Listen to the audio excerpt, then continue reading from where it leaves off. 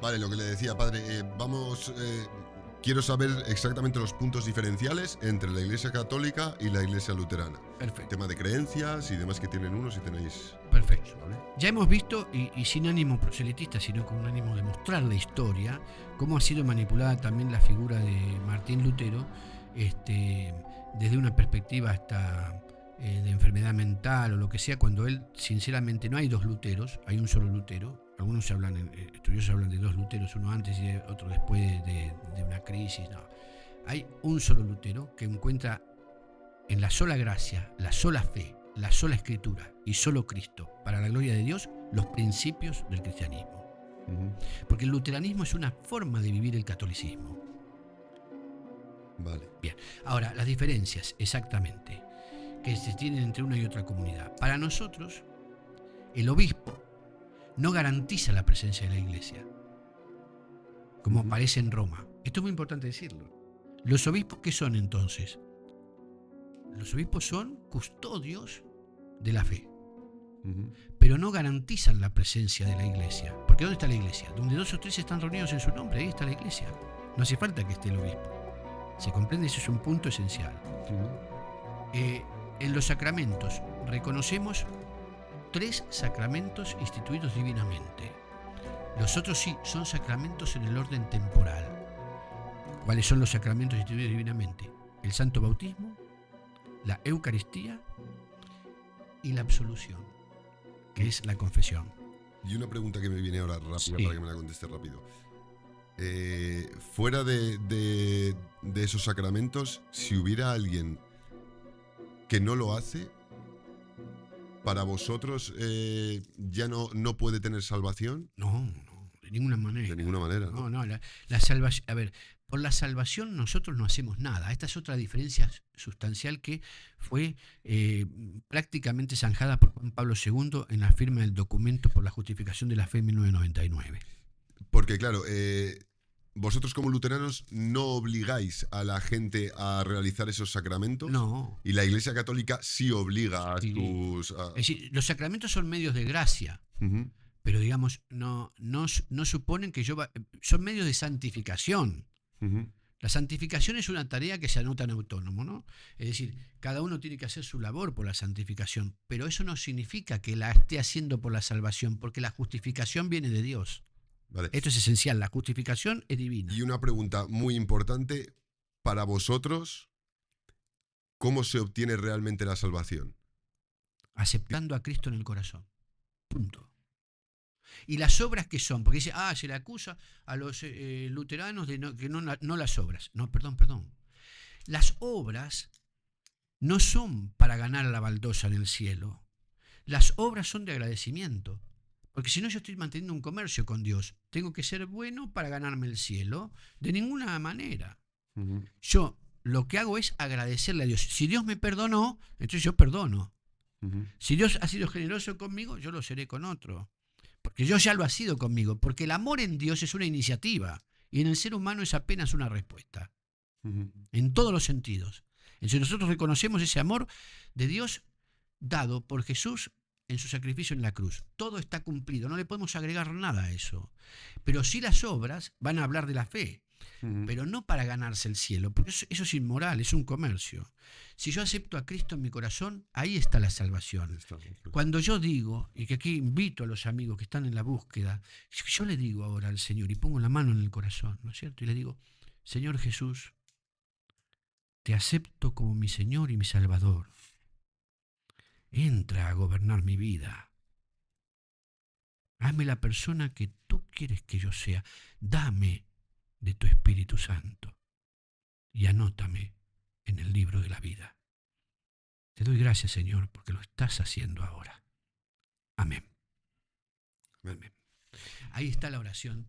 Y ese gesto tan simple que parece que es una cosa... Con eso simplemente la gente que de verdad lo tenga en su corazón recibe la salvación. Exacto. Ya lo demás serán cosas impuestas, cosas no impuestas, sacramentos y demás historias, pero simplemente con eso... También. Exacto, simple, porque esto cumple lo que dice el Evangelio de San Juan, capítulo 3, verso 16. De tal manera amó Dios al mundo que envió a su Hijo único para que todo aquel que cree en Él se salve y tenga vida eterna. La expresión de esa aceptación personal hace de uno un hijo de Dios Y para mí justificado. eso, sin desmerecer evidentemente a ninguna iglesia ni a ninguna creencia, para mí eso es más importante y está por encima de cualquier iglesia o cualquier Por supuesto, palabra. por supuesto, porque en definitiva, cuando yo digo que la iglesia no está donde está el obispo, también estoy diciendo que la institución como tal solo tiene una cabeza, es Cristo. Ajá, Entonces aquí somos una iglesia sí. en este momento. Quien se haya sumado a esta oración es iglesia con nosotros, así sea metodista o lo que sea, porque arriba Dios no nos va a pedir el carnet de pertenencia a un club. Eso es. ¿Eh? Eso Arriba seremos examinados en el amor, eso tiene que ser razón San Juan de la Cruz. es. Entonces aquí sí, mis obras van a hablar de mi fe, pero como agradecimiento a Dios, esa fe puesta en Dios que me salva. Y la justificación trae paz al corazón porque nosotros, a diferencia de muchos católicos formados de esta manera por la Iglesia de Roma, estamos seguros del cielo. Estamos tan seguros como grande e infinito es el amor de Dios y los brazos abiertos en cruz de nuestro Señor Jesucristo este viernes que viene, el Viernes Santo, son una invitación al abrazo que nos quiere dar a cada uno. Vale, y ya viniendo al caso de las iglesias, ¿diríais que tenéis una lucha entre la Iglesia Católica y la Iglesia Luterana? ¿Hay una lucha verdadera? Hoy, ciertamente yo pienso que esa lucha está presente no como antes, pero sigue allí, porque hay algunos que se ofenden, digamos, con el matrimonio de los sacerdotes, para seguir hablando de diferencia. Nosotros sí tenemos matrimonio, los sacerdotes se pueden casar, y para algunos todavía el tema de la consubstanciación o transubstanciación, no sé quién llamó consubstanciación a lo que Lutero decía. La transubstanciación es el concepto católico romano traído de Santo Tomás, de que en la Eucaristía los accidentes, o sea, el pan y el vino como accidente, presencia, desaparece y la esencia es cuerpo, sangre, alma y divinidad de Jesús. Nosotros decimos que Dios no tiene por qué negar los accidentes para estar él en esencia. Entonces, ¿cómo lo señalaba el ejemplo de Lutero? Si yo pongo un hierro al fuego y se vuelve candente, al rojo vivo, ¿dónde está el fuego y dónde está el hierro? Están juntos, ¿verdad? Conviven allí. Bueno, algunos les dieron llamar consubstanciación a eso. No fue un término de Lutero. Nosotros creemos que Cristo está en las especies de pan y vino, en cuerpo, sangre, alma y divinidad, como gran tesoro, y por eso celebramos la misa, pero no tiene por qué desaparecer el pan y el vino. ¿Me explico? Sí. Joder, si es que Pregunta sobre ese sacramento que sí que consideran ustedes también divino, el sacramento de la absolución a través de la confesión.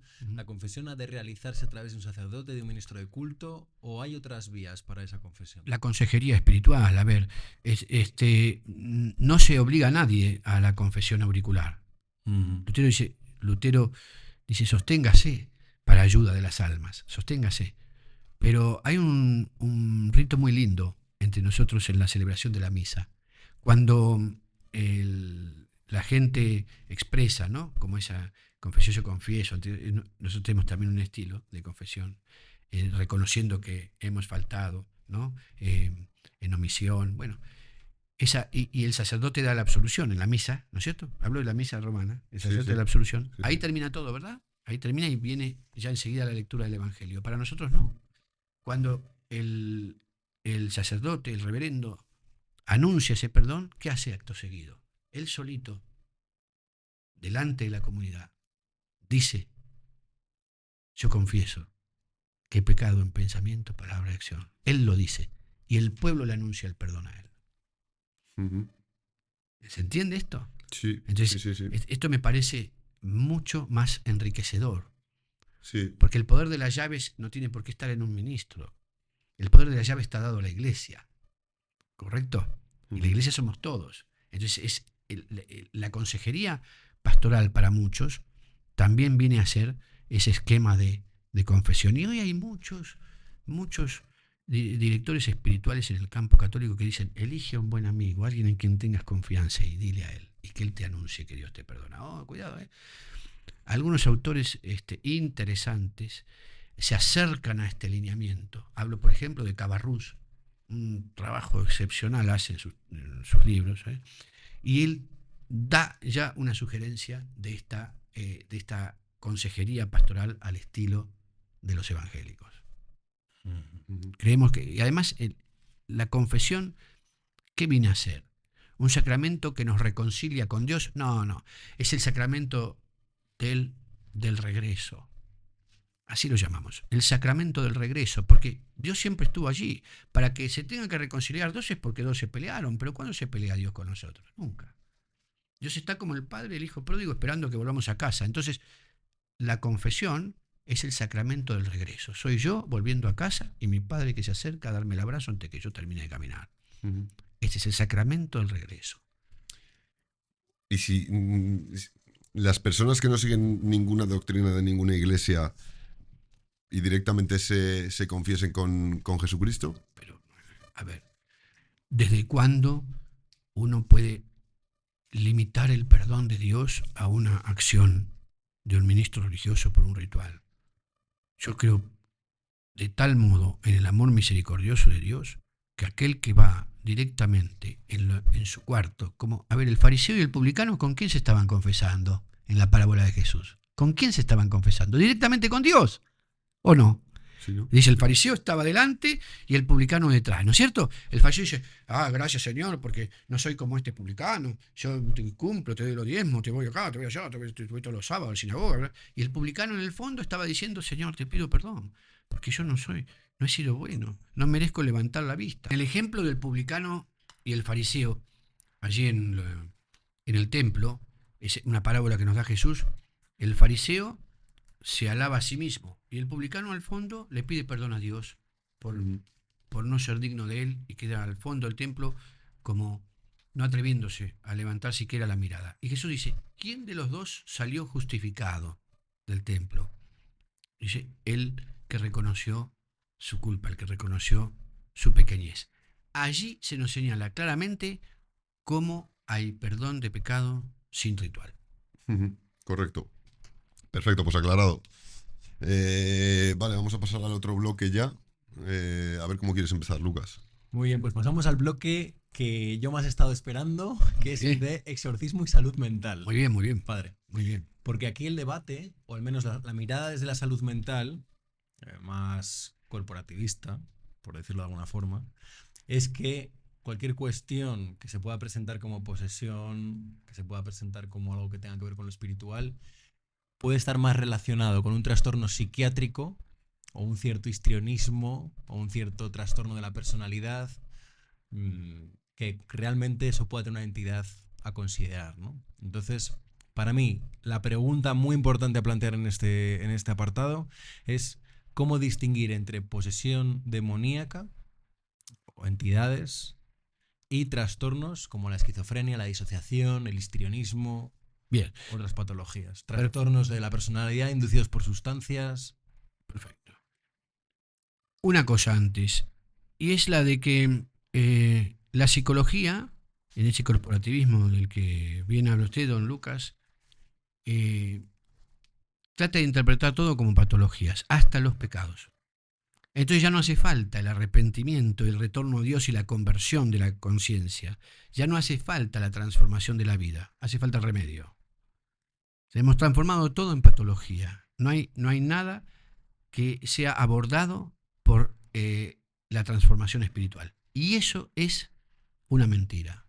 Eso es parte de un fundamentalismo en el que ha caído la psicología, la psiquiatría y muchas otras disciplinas, con las cuales, por supuesto, desde ese lugar no comulgamos. Pero sí le damos nuestro reconocimiento a que cada día son más los psicólogos que van comprendiendo que somos una unidad psicoespiritual. Y que no hay transformación espiritual sin shock emocional, por supuesto, pero hablamos de transformación espiritual. Somos individuos, no individuos. Somos cuerpo, alma y espíritu, no una o dos cosas. Entonces hay que abordarlo desde esa totalidad. Y hay un fundamentalismo en la psicología cuando quiere tratarlo todo desde la perspectiva del psicólogo, violentando el relato del paciente cuando llega con una cuestión religiosa. Si llega con algo religioso, debe ser abordado en forma religiosa. ¿Quién es el psicólogo para decirle que está equivocado y darle otra visión del mundo? Eso es gente muy barata con título colgado en la pared. Entonces, no sirven. Entonces, y yo creo que son tristes personas, porque además no lo tienen resuelto en sí mismos, tienen que hacer un esfuerzo inmenso por dejar de lado lo espiritual para abordarlo todo desde la patología. Hasta aquí, un apartado. Otra cosa son las puertas abiertas. Las puertas abiertas que dejan las acciones, como por ejemplo las adicciones o lo que sea, como puerta abierta, si no se resuelve desde lo espiritual, entonces sí es un fundamento para la legalidad de la presencia demoníaca en esa vida, sea por obsesión, sea por posesión, o por vejación, ¿no? Por nombrar algunas formas de esa presencia. Entonces sí, hay que resolverlo también espiritualmente. Y la diferencia en general, para no hablar de cada uno de las patologías que requieran la asistencia del experto, de la gente de salud mental, es que aquel que está cayendo en el abismo de su mente hacia un desborde psicológico, psiquiátrico, no se da cuenta de ello. Sigue en el camino. Va como cegado en su propia ruta, en su propia pista, hacia un desenlace fatídico que ni siquiera va a reconocer. En el caso del poseso, sí. En el caso del poseso, sí. Hay un reconocimiento del sujeto de que algo le está pasando, algo que es ajeno a él, algo que comienza a sentir que no era lo que antes sentía o que ha dejado de sentir como forma de desamor, ¿no es cierto? Esto quiere decir que su espíritu está hablando, porque el gran combate espiritual, la guerra espiritual se da no en el espíritu, que es intocable, ahí no entra el diablo, sino en el alma, y el alma está en la psique, es la mente, el combate está en la mente. Todo ese debate tremendo que se produce entre la acción demoníaca y la persona, cuando es sostenida por la gracia, va a presentar una gran diferencia entre estar poseso y estar demonizado. Hay gente que está demonizada, no posesa. O sea, la persona que se encuentra bajo el influjo de una acción demoníaca que ha entrado en él y que lo hace abordar esa presencia en forma de manifestaciones abruptas, o como se puede ver en las películas, son los más de 2000 exorcismos que yo hice, esas personas están posesas, ¿no? No demonizadas. Un hijo de Dios en gracia no puede estar poseso, puede estar demonizado. ¿Esto qué significa? Bajo la acción o el influjo del demonio, pero no lo puede llevar adentro. ¿Me siguen? Y No puede poseer. No. Al que está en gracia, no. Ahora, una última cosa para terminar de responderle a don Lucas. Las voces, por ejemplo, cuando se sienten de adentro, que le está hablando adentro, estamos ante un hecho puntualmente psicológico, psiquiátrico, donde se necesita el abordaje de la salud mental. Pero cuando la voz se siente de afuera, sugiriendo, invadiendo, en el día, con la obsesión, ahí estamos ante una presencia demoníaca. Y esto lo aprendí de los psicólogos que nos acompañan. En la Argentina, en el 2016, el primer libro de exorcismo que se presentó en la Sociedad Argentina de Escritores, que fue el mío, fue presentado por 2 psiquiatras, no por uno, por 2. Es el único texto de exorcismo presentado por 2 psiquiatras. Y esos psiquiatras vieron el progreso de sus pacientes y en algunos casos la completa curación y el alta a través del exorcismo. Y dijeron, no sabemos de qué se trata, cómo se hace, pero esto terapéuticamente ha tenido buenos resultados.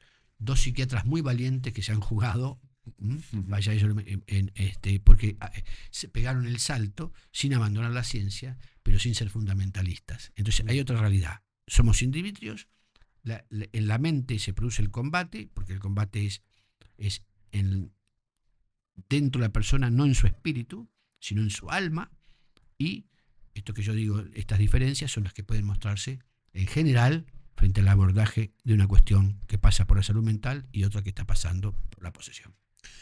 Es que los fundamentalismos, para mí, los fundamentalismos corporativistas, sean dentro de los colegios profesionales, sea dentro de la propia iglesia, solamente benefician, en mi opinión, en mi humilde opinión, solamente benefician a los burócratas que viven de ellos. Entonces, las personas que estamos en el campo de trabajo, la necesidad real que tenemos, además de ser la de estar en una actualización constante, tiene que ver con mirar a la realidad de frente, no desde nuestros prejuicios que nos vienen impuestos a veces desde ese corporativismo, porque uno, o al menos esta es mi experiencia, en vez de mirarse en los ojos de la persona para la que está trabajando, se puede estar mirando en los ojos de su grupo de iguales profesionales, espirituales o lo que sea, ¿no? Entonces se pierde el foco de realmente qué es lo importante. Y ahí es donde está la obligación, en mi opinión, de no solamente mirar la realidad de frente, sino de coordinarse, ser humilde y dialogar todo lo que se pueda con los campos adyacentes. Porque si no, se entra en un ensimismamiento, ¿no?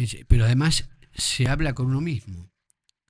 Se queda hablando con uno mismo, el psicólogo. Y otra cosa, si somos creyentes, sabemos que Dios dejó su mundo para venir al nuestro. En Él es una iniciativa el amor, dije antes.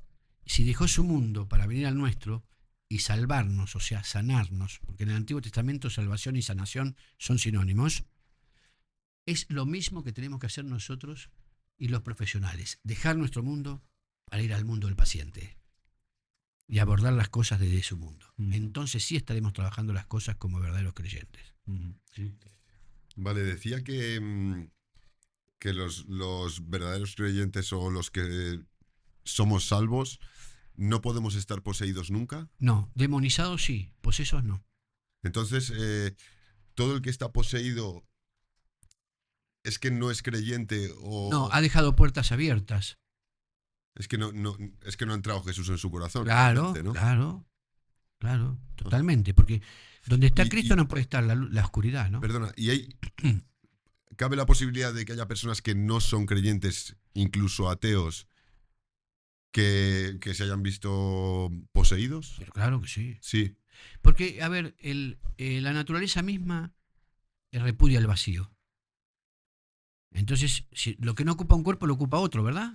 Donde no está la luz está la oscuridad. Sí. Entonces, más vale que esté la luz. Ajá. Porque si no, la oscuridad tiene todo el lugar para... Y se trata del vacío, ¿no? Fíjese lo que dice Mateo 12. Cuando un espíritu es expulsado, dice Jesús, vaga por lugares secos y viendo que su antigua casa estaba ordenada, pero vacía, llama a otros 7 y vuelven a él y la situación posterior es peor que la anterior. Clarito, no basta con que la casa esté ordenada. Lo que hay que hacer es que no esté vacía. Vale, ¿ya ha tenido usted algún caso de lo que le digo, de algún ateo que haya sido poseído y después de eso se haya convertido o realmente haya tenido un cambio religioso, espiritual? Sí, he tenido muchos casos de gente que ha dicho, yo no creía, pero ahora creo. Ajá. Después de haber pasado por ese acontecimiento o haberlo pasado un ser querido. Ajá. Entonces, porque Dios al creyente todo le aprovecha para bien. Y Dios aprovecha incluso la acción demoníaca para acercar a la persona a Dios, a sí mismo. Entonces, la prueba, las pruebas e incluso la posesión, tenemos a Santa Gema en la iglesia de Roma. Santa Gema es una santa que estuvo muchos años posesa. Se vivió muchos años en posesión. Esa prueba, cuando se sabe aprovechar, acerca a uno mismo y a la familia a Dios. He tenido mucha gente de eso. He tenido personas que han dejado prácticas espiritistas, prácticas nada santas, aparte del ateísmo, acercándose a Jesús después de ver lo grave que había resultado una invocación espiritista. O lo grave que había resultado la invocación con la Ouija, que es una de las herramientas, que es una puerta abierta. ¿Se comprende? ¿Voy respondiendo? Sí, perfectamente. Y en el sentido contrario, de utilizar la fe para no enfrentar cuestiones personales, materiales, psicológicas. Bueno, ¿Qué riesgo está ahí también presente? Totalmente. Por eso hay que predicar más a Jesús como la puerta. Él que dice, no solo es el pastor de las ovejas, dice, soy la puerta de las ovejas. Soy la puerta. ¿Y una puerta sirve solo para entrar o también para salir? Claro. Para las dos cosas. Sí, Jesús se transforma en la puerta para señalarnos que nos invita a las dos dimensiones de la vida. Esta y la material. Pero si yo me fugo en lo espiritual, no estoy teniendo ninguna virtud. Tengo que volver a cruzar la puerta. Aquí en mi vida espiritual, iba a decir mi mundo espiritual, ¿y por qué no? Mi vida espiritual, yo tengo que encontrar la fuerza para encarar esto otro, que es la vida material, la vida concreta. Y volvemos al principio del programa. Esto es una vocación. hay que recuperar a los discípulos, ¿no? Un estilo de vida es el cristianismo. Sí, sí. Pero hay mucha gente que tiene un cristianismo solo para cruzar la puerta los domingos. Claro, Ese es el fracaso. claro. Dejar la iglesia reducida al templo. Vale. ¿Y qué es y qué pasa realmente? Han mencionado la Ouija. ¿Qué es y qué pasa realmente con la Ouija? Que está como muy... parece un juego de niños, ¿no? Se presenta a veces como un juego de niños. Hoy se venden las jugueterías. Hoy se ven Y se hace a jugueterías. propósito. Ujú. Porque es una puerta abierta al demonio, no a los muertos solamente. Si se puede hablar con los muertos, sí que se puede. ¿Quién dijo que no? Si la Biblia muestra, ¿verdad? A Saúl hablando con la bruja para que invoque el espíritu de Samuel. ¿Y Samuel viene o no? Sí que viene. Y le dice, ¿por qué me has molestado en mi descanso? Ni la bruja creía que lo podía traer a Samuel. Y lo trajo. ¿La consecuencia cuál fue? La terrible depresión de Saúl. El rey Saúl cae en una depresión tremenda como un gran castigo. ¿Se puede? Entonces sí se puede. ¿Se debe? No se debe. Claro. O sea, se puede, pero se debe, no se debe. Porque en esas invocaciones no viene la tía o la abuela. Viene un demonio. Ujú. ¿Qué va a hacer? ¿A qué va a venir alguien que está en la paz de Dios a contestarle las preguntas que después siempre terminan en una amenaza? Te vas a morir a tal edad o tal otra. El 40% de mis exorcismos está hecho a gente, 40%, a gente que había jugado a la Ouija en algún momento, porque no es un juego, es una técnica Ujú. de su vida. Y he recibido algún joven de 35 años que decía, ahora me toca a mí, padre, ¿qué te toca? Ahora me muero yo. ¿Cómo te morís? Éramos 5. Dijeron que antes de los 35 se íbamos a morir. Yo la semana que viene cumplo años. El último amigo se había suicidado la semana anterior. Y él estaba pensando si tenía que suicidar o esperar morirse. Ese fue el resultado de la Ouija. ¿Voy respondiendo? Sí, sí. Y volviendo al tema de los demonios, Sí. ¿cuántos demonios hay? Bueno, Pues el número de los demonios, sí, se habla de 1/3 del cielo, ¿verdad? 1/3 del cielo que fue el que arrastró Lucifer, Satanás y Baal, que no son el mismo. Lucifer es la soberbia, Satanás es la ira y Baal es nada más ni nada menos que la infección emocional. ¿Está? Entonces esa trinidad oscura, esa trinidad satánica, que es la que preside el infierno, busca ocupar el lugar de la Santa Trinidad. No va a poder hacerlo nunca. Pero fíjense, Dios es creador por amor. Satanás quiere ocupar ese lugar con ira para destruir. El Hijo de Dios vino para acercarnos al Padre y recibe adoración por eso, porque es Dios. Lucifer quiere la adoración del Hijo, por eso va a tener un hijo que se llama el Anticristo, para la adoración. Y el Espíritu Santo es el gran consuelo, el orientador de la vida. Baal, el señor de las moscas, el que posa su infección en la herida emocional de la gente, ese quiere ocupar el lugar del Espíritu Santo para llevar a las personas a la desesperación y al suicidio. Esta es la guerra espiritual, esta es la estrategia satánica y la estrategia de Satanás y Lucifer y Baal busca cumplirse en este tiempo y por eso tenemos tanta gente de cristal, tanta gente me duele, y yo siempre digo, ay, pero me duele, ay, me hicieron esto, ay, me hicieron otro, ay, y yo le digo, antes de seguir hablando, atá la oveja. ¿Cómo atá la oveja? Sí, todo a ti. Todo a ti, no, no, hasta la oveja y seguimos conversando, porque esa fragilidad, esa piel tan frágil, eso no es otra cosa que el resultado de la interferencia de Baal en este tiempo, porque esa Trinidad Oscura está trabajando a toda velocidad y porque sabe que se le acaba el tiempo, y venir a instalar entonces la desesperación y la muerte, ¿correcto? ¿Me fui explicando? Sí, sí. No sabemos cuántos son, Porque, claro, pero hay muchas huestes celestiales. Vale, por también, eso, porque y aparte, hay muchas huestes infernales. y aparte de esos 3 demonios que has nombrado, realmente hay muchos más que puedan poseer a personas.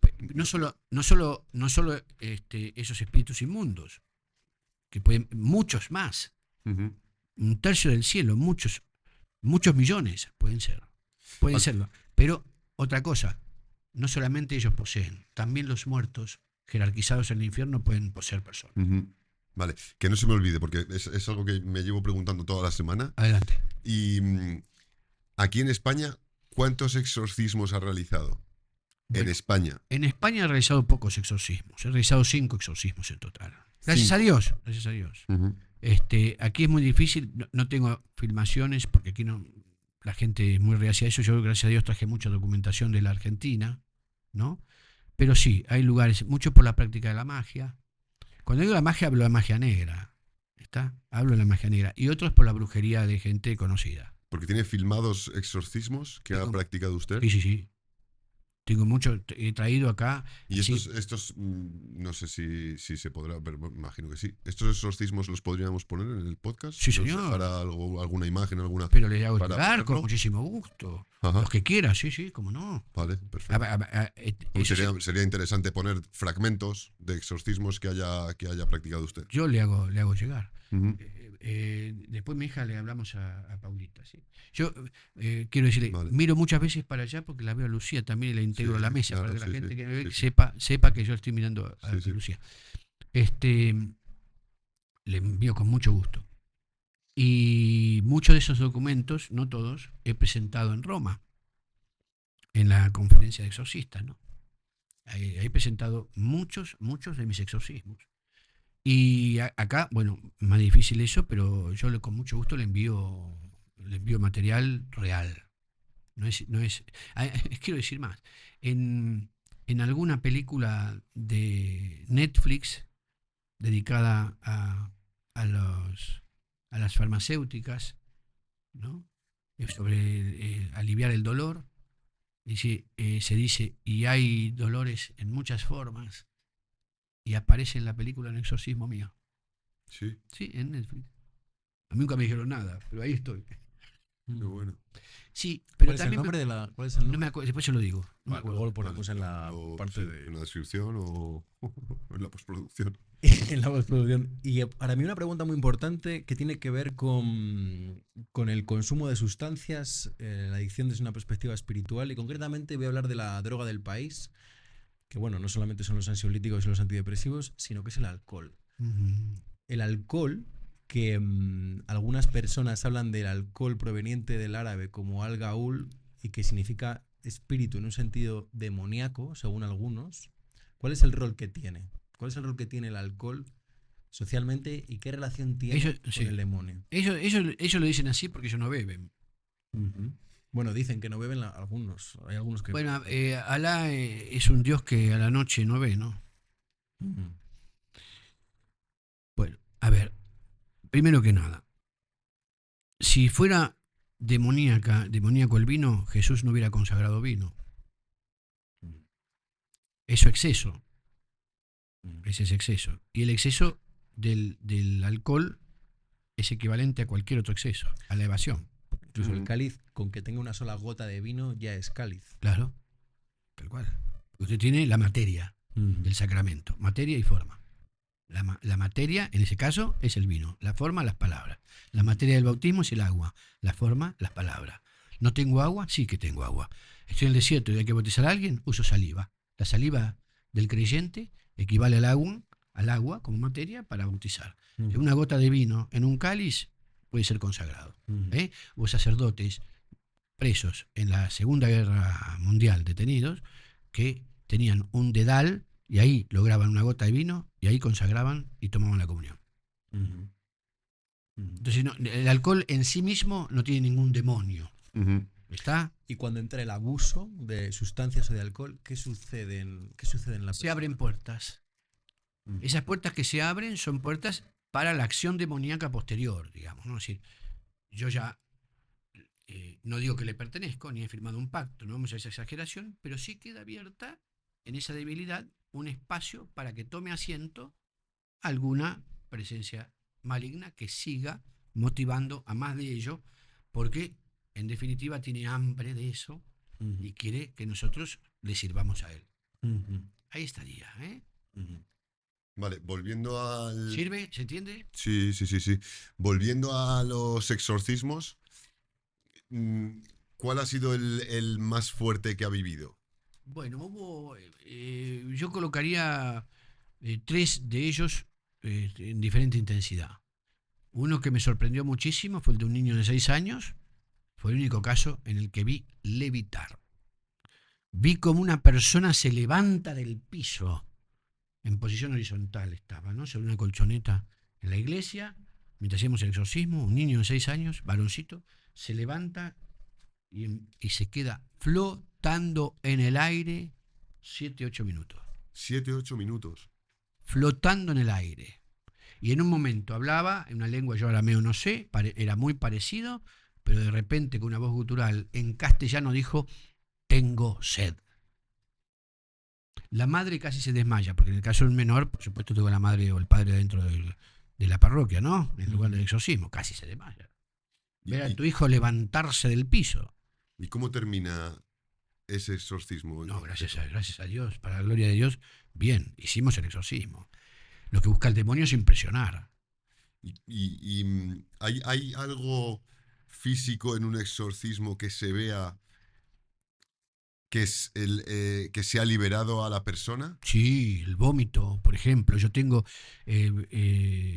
un certificado firmado por una médica en la Argentina, con su sello y todo, que asistió, es otro exorcismo impactante, al exorcismo de Noelia, que fue público, en la Argentina en el año 2010. Sí, 2010.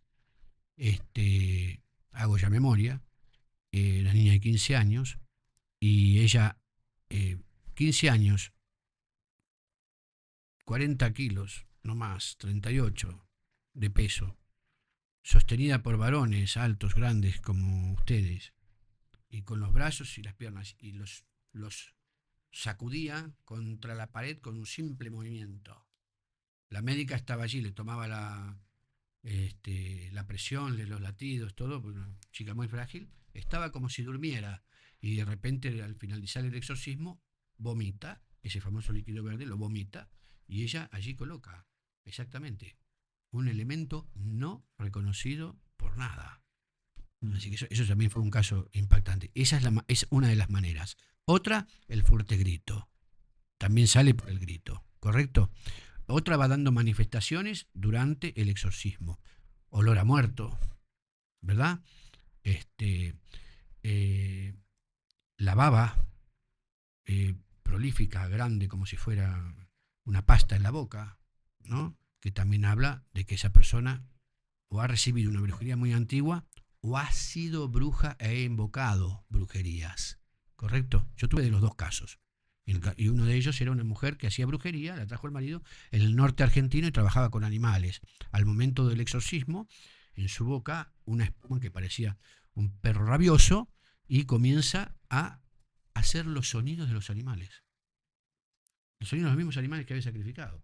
Lo más difícil, de repente me siento en un zoológico ahí en la parroquia, mientras estaba haciendo el exorcismo. Otro exorcismo impactante también. Así que hay varias manifestaciones que se llaman materializaciones, ¿correcto? Esas materializaciones brotan de la persona en forma de vómito, fuertes gritos o esta baba tremenda. Pero el caso más grandioso que tengo es de una persona que expulsó un clavo de la boca. Un clavo. De dentro. De dentro, lo escupió. Un clavo totalmente oxidado, muy antiguo. Señal de que hubo un trabajo hecho con algo enterrado que se había clavado en un cajoncito, algo contra esa persona. Y se materializó. Otra cosa, me voy acordando, ¿no? Son más de 2000 casos. Otra cosa, vomitar comidas conocidas, no un elemento, comidas conocidas que no se comieron en los últimos 7 días. Por ejemplo, un plato de fideo. Pero la persona no comió fideo hace 7, 8 días. Ajá. No puede vomitar fideo como si tuviera el plato de fideo con tuco. ¿Me siguen? Aunque suene fuerte, pero esto es así. ¿Qué quiere decir? Que hubo una comida embrujada. Y acto seguido uno le pregunta y dice, sí, fue a comer a la casa del novio, y se sentó a la mesa y la madre le dijo, no, ese no es tu lugar, es aquel. Ya tenían los platos servidos. Y ahí está, fideo con tuco. El fideo con tuco. Brujería, magia negra. Expertus potes credere, sobre el que ve puede creer. Y esto también me ha sucedido. Casos impactantes, bueno, le he contado algunos. Mira, eso que dice que solo el que ve puede creer, entiendo que mucha gente que nos vea en todo esto que está contando, no, por mucho que lo cuente usted, no lo va a creer. No, claro. Es decir, lo que hay que... ¿Cómo podría o qué podría decirles a esta gente para la que no cree en lo que abrieran un poco... Que no creer no te salva de las consecuencias. Ajá, Claro, si que yo no crea en la brujería no me salva estar embrujado. ajá. Que yo no crea, a ver, yo digo a esta gente que no cree. ¿Por qué creen en el amor? ¿Lo vieron bajo un microscopio Claro. alguna vez? ¿Por qué creen en el COVID? Claro, ¿por qué creen en el COVID? y se envenenan. Claro. Es decir, ¿por qué? Es decir, han puesto bajo el microscopio, ahí está el amor, ahí está, ¿lo ves el amor? Mira cómo se puede. No, Eso es. entonces ya está. Ujú, Es decir, correcto. se elige creer. Yo le digo a la gente, pruebe con fe, pruebe con fe. Porque primero no engorda, ¿no? Para que las señoras no tengan temor. Si prueban con fe, no vas a engordar. Pero sí podés ganar mucho. Porque el que cree, a ver, ¿qué es la fe? Porque acá hablamos de fe, ¿qué es la fe? La fe es una libertad para el saber y un saber para la libertad. Es decir, me explico, yo soy libre para creer, pero el que cree algo más sabe de la vida. La fe es un saber para la libertad y una libertad para el saber. Yo le invito a que pruebe con fe para saber algo más de la vida. Padre, y Bueno. el poseído, cuando se le está realizando el exorcismo o está hablando a través de su boca el demonio, Sí. ¿luego recuerda esto o no lo recuerda? Yo tengo un nombre para eso y le doy muchísimas gracias a Dios. La señal de que hubo una posesión real allí es que no se acuerda nada. Y el nombre que yo le doy es anestesia de misericordia. Eso no está en los libros. La cantidad de misericordia. ¿Qué pasó? ¿Qué pasó? ¿Qué pasó? Bueno, la anestesia de misericordia la da Dios ¿Cómo se produce ese fenómeno? porque Dios aparta de la conciencia de la persona cualquier recuerdo que le avergüence por un hecho que haya cometido durante la posesión. O sea, blasfemar contra él, dañarse a sí misma, querer hacer sugerencias impropias al exorcista, ¿no es cierto? Sugerencias sexuales o lo que sea. Entonces, Dios es tan bueno en su misericordia que produce esa anestesia de misericordia, llamo yo, para que la persona no recuerde eso porque no ha sido responsable, no era ella. Yo quería, no me gustaría dejar pasar lo que hablé con usted el primer día que hablamos, y es que para mí fue un cambio en mi vida, y es el agradecimiento. Para mí, a mí me parece, no sé, uno de los poderes más fuertes que tenemos para no pasarlo mal en la vida. ¿Vale? Entonces, bueno, quería que nos dijera usted un poco cómo ve el tema del agradecimiento Qué lindo. en este caso a Jesucristo. Qué lindo. Que yo digo lo que dice el Evangelio, lo que nos señala. El que agradece recibe 2 veces. ¿Y cómo es esto? ¿Dónde lo dice eso? El que agradece recibe 2 veces. Claro, voy a puntualizar el tema del agradecimiento porque no es el agradecimiento el decir gracias a la vida, A Dios. gracias no, eso. Hablo de la curación de los ciegos yo. Gracias. Los 10 ciegos y uno solo que volvió. Mm. Ese fue salvo, los otros fueron sanos. Hay una diferencia entre la sanidad y la salvación. Le dijo, tu fe te ha salvado, le dijo Jesús al que volvió. Porque habían sido 10 sanados en el camino. Jesús dijo, vayan al templo, hagan allí su ofrenda. Y en el camino fueron sanos. Uno solo volvió. Y le dijo, Señor, gracias. Y él le dijo, ¿y los otros 9 dónde están? Tu fe te ha salvado. O sea, recibió 2 veces. Y encima se quedó en el Evangelio. El que agradece recibe 2 veces. A Dios. Sí, sí, claro, por supuesto. Y abre puertas. El agradecimiento abre puertas. Sí, total. Sustancialmente. Sí. Para mí, ya te digo, el agradecimiento en mi vida hice un giro de 180 grados en mi vida, de cómo iba encaminada a después de conocer todo esto, después de recibir a Jesús en mi corazón y después de todas las mañanas de mi vida agradecer el regalo que es la vida y que nos ha brindado Jesús y que por eso murió en la cruz, no como dijo el Papa que no sabía por qué había muerto en la cruz, Claro. que eso es una cosa No. increíble lo de este Increíble. Papa. No, es Es una cosa que no entenderé increíble. jamás. O sea, Es increíble. Pero hay una cosa que es puntual. Así hablamos, como hablamos de las puertas que abren a las presencias negativas que legalizan. La acción de gracias, el dar gracias a Dios, abre puertas de bendición.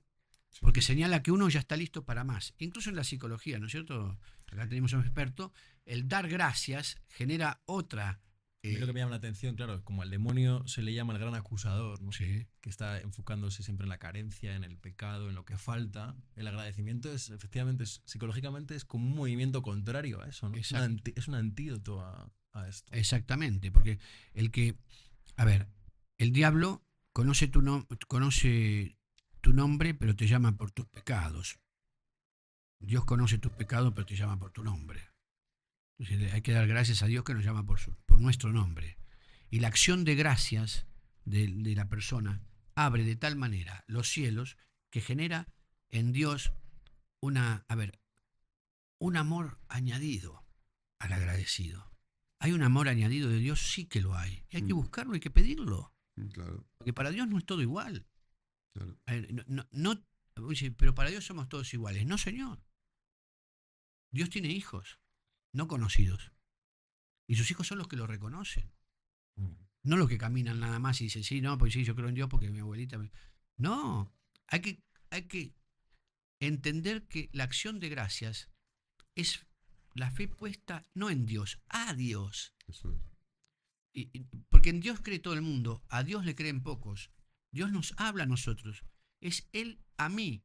Entonces yo a Él le doy las gracias y esa acción de gracias añade amor. Para Dios no todo es igual. Ujú. Lamento decirlo así, pero el marketing ese de que Dios es igual con todos, no señor, no señor, porque Dios, a ver, Dios le da a sus hijos, para ellos tiene, ¿qué cosa?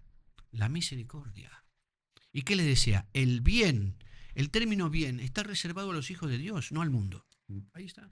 Porque luego hay otra cosa que mucha gente, entiendo, como yo al principio dudaba, cuando tú estás conectado con Dios, ¿realmente a quién transmites tus oraciones? Porque yo entiendo que, como dijo Jesús, nadie llegará al Padre si no es por mí.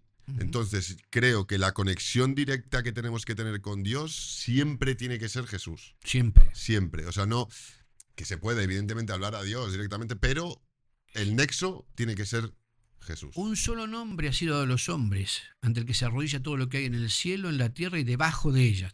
Y es el nombre de Jesús. Y en algún momento todos se arrodillarán delante de ese nombre. Ujú. Por eso espanta tanto el nombre de Jesucristo en este tiempo y resulta ser el enemigo. Nadie tiene enemigo muerto. Mañana celebramos, bueno, no, mañana no, tendremos el Domingo de Ramos. Sí. No, digo, si mañana, esto sale mañana. Tendremos el Domingo de Ramos. Pero puedo decir acá, tuvimos el Domingo de Ramos. Tuvimos el domingo de Tuvimos el Domingo de Ramos. Y Lo también tendremos. tuvimos la Pascua. Sí. Entonces, si tuvimos el Domingo de Ramos y tuvimos la Pascua, nosotros no estamos con nadie a quien le llevemos flores a un cementerio, porque Jesús está vivo. Se mantiene guerra contra Cristo porque aún sus enemigos saben que está vivo. Ujú. A Él hay que darle gracias, porque es el nombre de la Santa Trinidad. Fijémonos, el Padre es conocido como el Creador, y el Espíritu Santo, que es el Espíritu de Cristo resucitado, nos señala al Hijo. Entonces, ¿cuál es el nombre de Dios? Jesús. Jesús, correcto. Y esa guerra es a nivel mundial.